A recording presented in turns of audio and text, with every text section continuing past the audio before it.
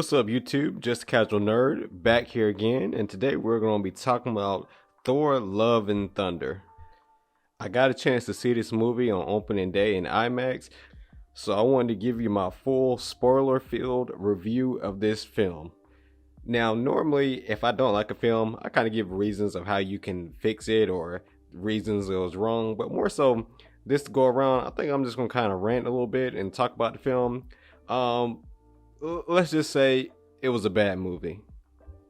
But with that being said, let's start with the good things. So for this first section of the video, I'm gonna go over the good parts of the movie. Alright, and the main good part that I would say is Christian Bale showed that he still has the acting chops to possibly carry a film or be a minor character in the film and still be the one to shine. Alright, now that we got all the good parts out of the way, let's talk about all the things that was wrong with this film.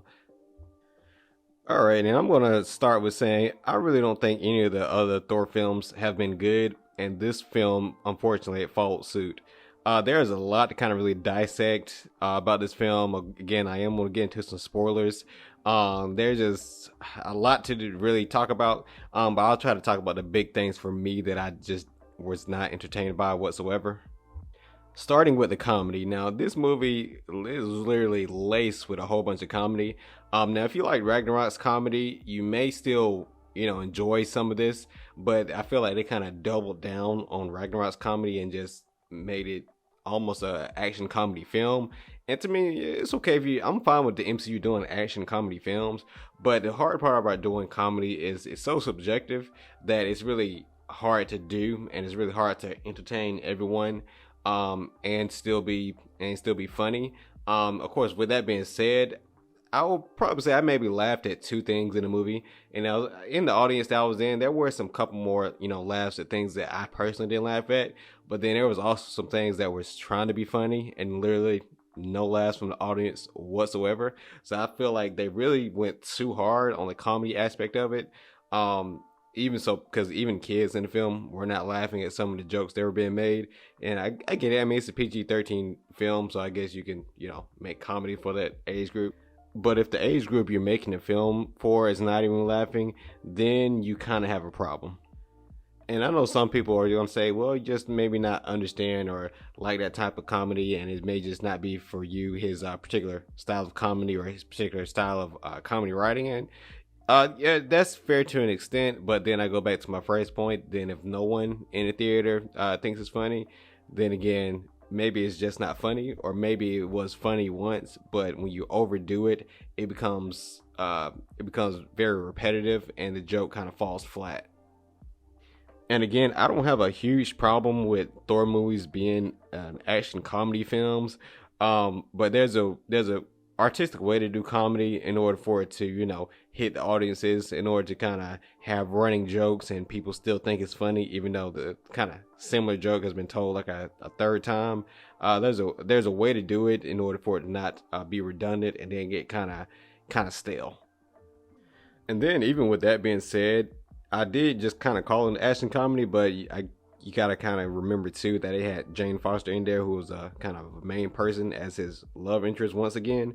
So it was almost like an action romantic comedy, and it was just like a whole bunch of different genres that it was trying to kind of mix together. That sometimes works in some films, some forms of media, but this one, it was just kind of all over the place. It kept trying to kind of go hard on each single one, and it just wasn't really happening.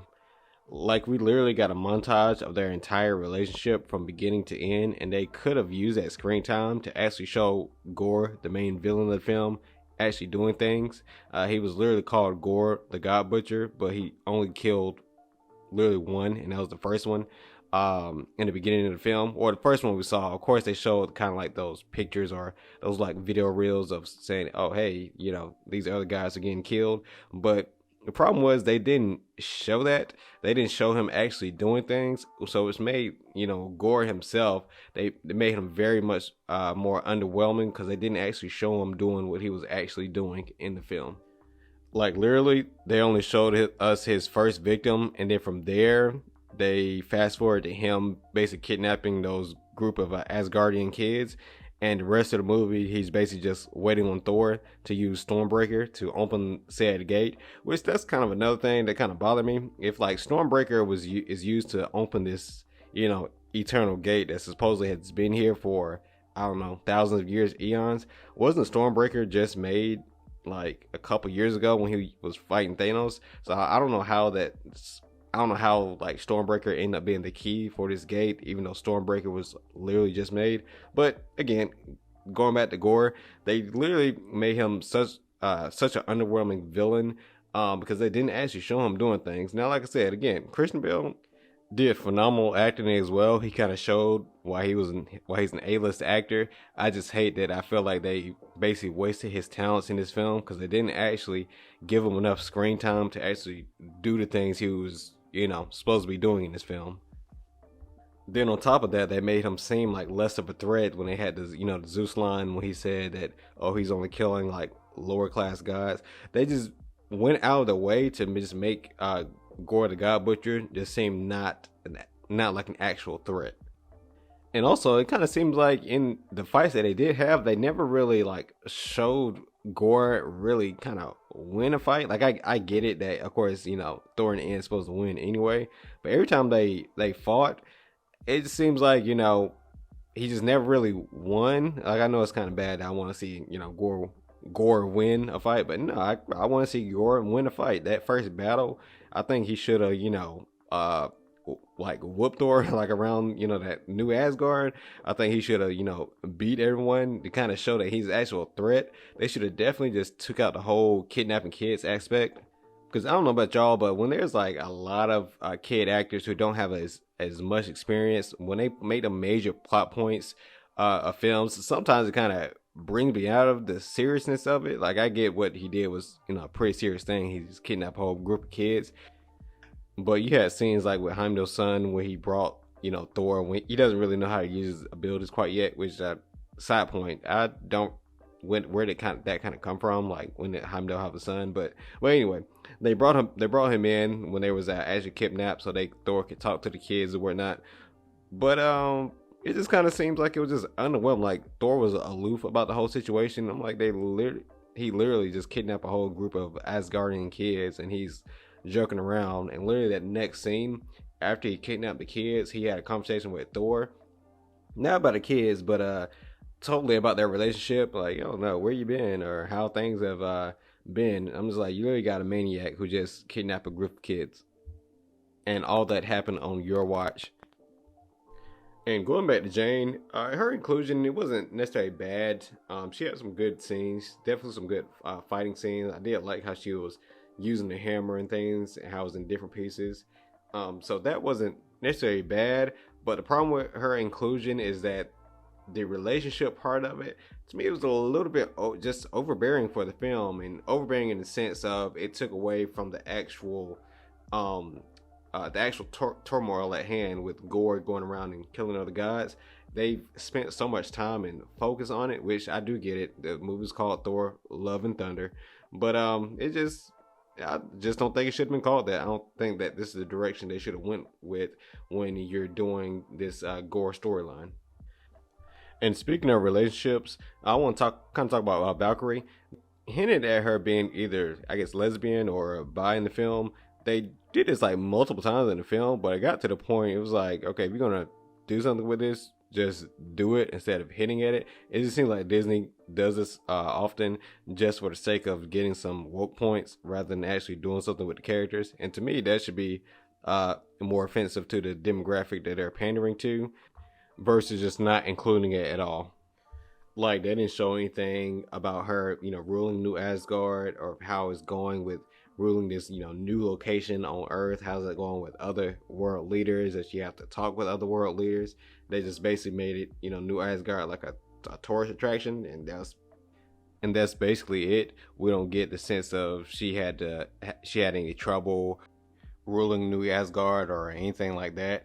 Literally, all her scenes were just kind of hinting at her sexuality, and really didn't actually dive into her character whatsoever. I don't know if you really guys care too much about the Valkyrie character or not, but I mean, she was one of the prominent characters in this film, and they really didn't actually do anything with her character.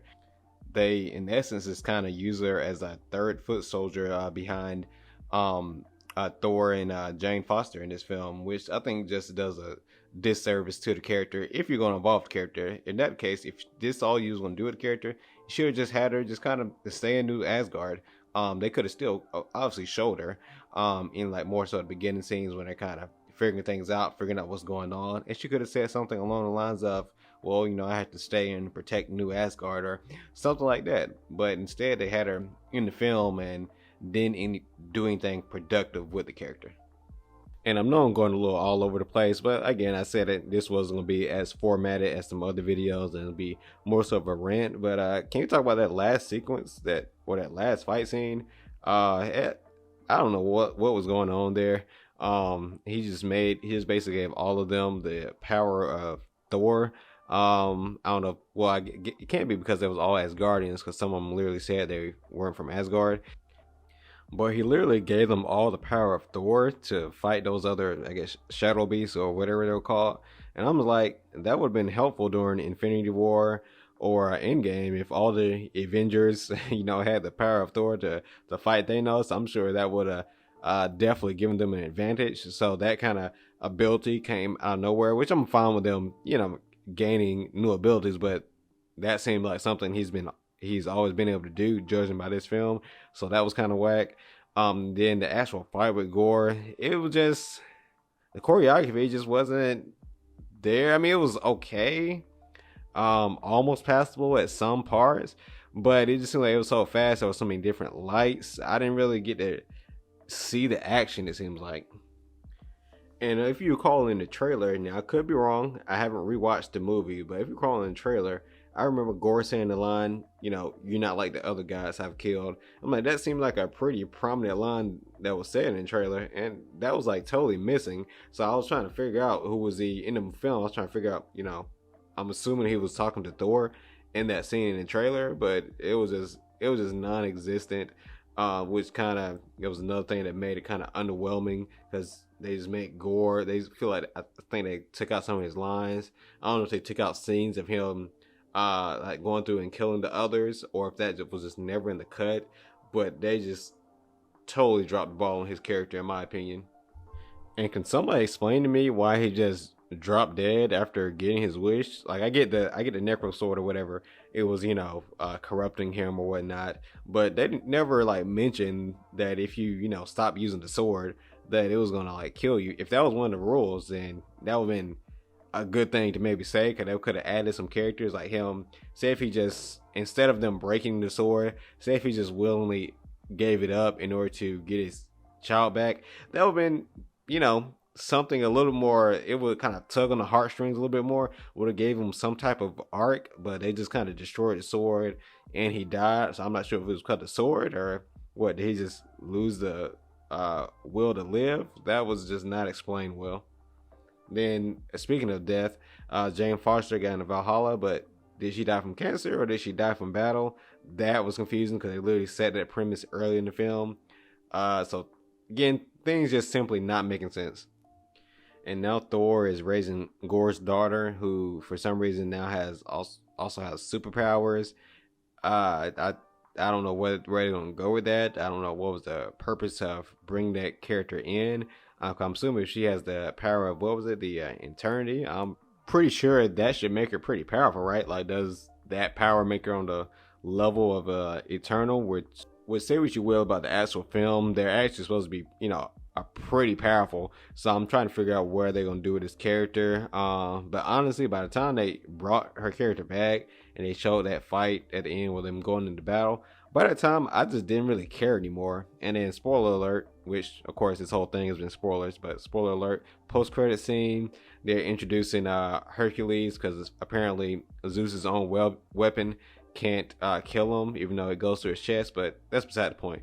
But they're introducing Hercules, and by the time, like I said, by the time I got to the post credits, it's just like, I really don't even care where you guys are going with the story, because y'all just made everything underwhelming. I don't expect Hercules to actually be a real threat at this point. And this is just me. I never honestly felt like Thor was actually in any danger. Like, even though Gore had the necro sword and it was, you know, able to kill Thor, I never actually thought that he was actually gonna die. Like I know before the film, people were saying, "Oh, Jane Foster's gonna replace Thor as the the new Thor," because our Thor, the main Thor. I know I keep saying Thor Gore, but the main Thor may die in this film.